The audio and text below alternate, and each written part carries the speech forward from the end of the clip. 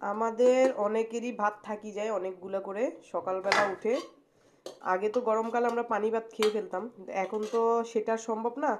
সেজন্য আমাদেরকে কিন্তু এই ভাতটা গরম করতে হবে। তো আমাদের যাদের মিটারের চুলা, মানে মিটারে টাকা ঢুকিয়ে চুলা ব্যবহার করি আমরা, আমাদেরটা মিটারের, ওরা কিন্তু এভাবে যদি আমরা যদি দিয়ে রাখতে যাই তাহলে কিন্তু অনেকক্ষণ টাইম লাগবে এই ভাতটা গরম হতে।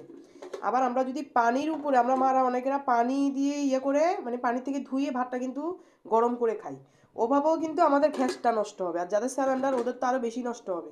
তো সেই জন্য আমরা যারা পানি গরম করি, এই যে এই পানিগুলো আমি সিদ্ধ করছি, এগুলো আমরা খাবো, আমরা গরম সিদ্ধ করে পানি খাই।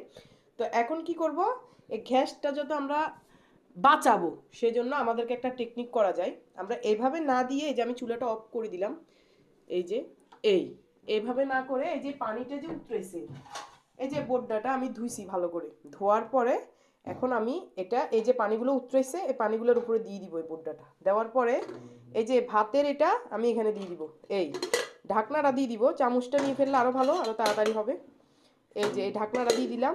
এখন কিন্তু এটাতে কিন্তু গ্যাস নাই, গ্যাস কিন্তু বন্ধ, কারণ পানিগুলো উতরেছি আমি, মানে পানিগুলো সিদ্ধ করছি, সেজন্য গ্যাসটা অফ।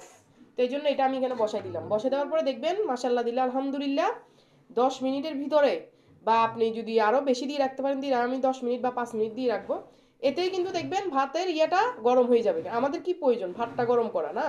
এই ভাতটা কিন্তু গরম হয়ে যাবে ইনশাল্লাহ। এটা আমি, সবাই পারে কারণ মারা অনেক চালাক হয়, অনেকেই পারে, কিন্তু আমি এটা দেখাইছি কারণ গ্যাসটা বাঁচাইতে হবে আমাদের। সেই জন্য একটু গ্যাস হইলেও আমাদের বাঁচবে, তার জন্য এটা দেখাইলাম। আল্লাহ হাফেজ।